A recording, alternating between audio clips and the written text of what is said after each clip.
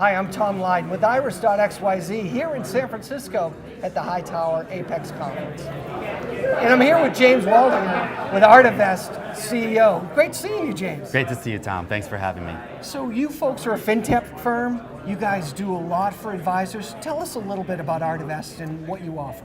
Absolutely. So we're an online platform that helps wealth management firms, financial advisors, generally speaking RIAs or brokers, and sometimes both, like the case with Hightower, connect to alternative investments. So if you think about the high net worth community that folks like Hightower serves, they're looking for access to diversified range of product. Not always just your typical stocks and bonds, but things like private equity, hedge funds, real estate, real assets, infrastructure funds.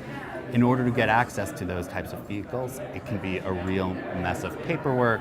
There's a lot of hoops to jump through. A lot of snake oil out there too. There's also a lot of snake oil out there. So what we do is we use technology to make the actual process of investing easier, including receiving your tax papers, your reporting, filling out your documentation, understanding what you've invested in exactly. And on the back end, we're also doing the research and the diligence so that the snake oil, as you put it, doesn't actually make its way into the system. So the idea of us as a fintech firm is, on the one hand, accurate because it's powered by technology, but on the other hand, it's a bit of a misnomer, but fintech is a very popular nomer at this time, and so we embrace it.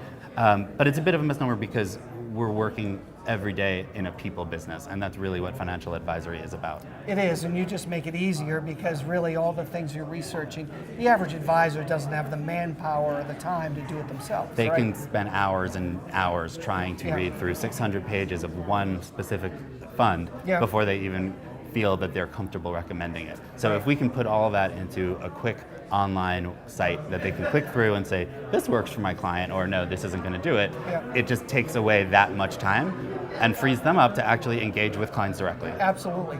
Well, you just got off the stage, you talked to advisors with a couple of the guys from CNBC. What are some of the messages that you shared?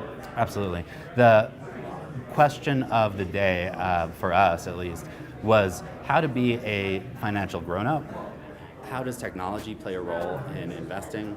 And there was a lot of talk about millennials and how much do you cater to millennials and how much does that involve technology, of course. What we talked a lot about was the idea that technology isn't everything, and technology never has replaced and never will replace human interaction when it comes to trust and credibility for financial services. So I think technology is going to, and already has, disrupted many, many other industries out there. But when it comes to why is someone working with a financial advisor in the first place, it's because they don't want the headache. They know that they're working with someone who has their back and who they can trust. And so when people look at fintech and say, ooh, is fintech dangerous? You know, the robo-advisors, the robots generally, are they going to take my job?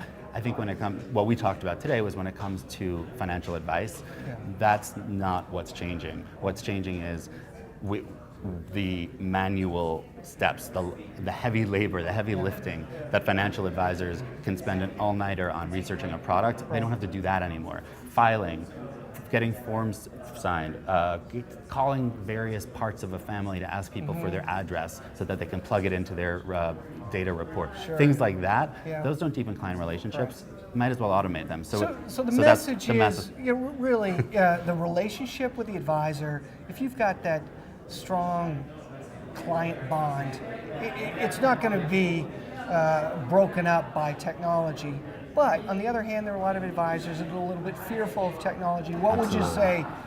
Dive in, try something out, test yourself? Yeah, one of the things I mentioned on the panel was the number of financial advisory firms is, based on survey after survey, is north of 70% that are scared if they don't offer better technology to their advisors, they're going to lose them.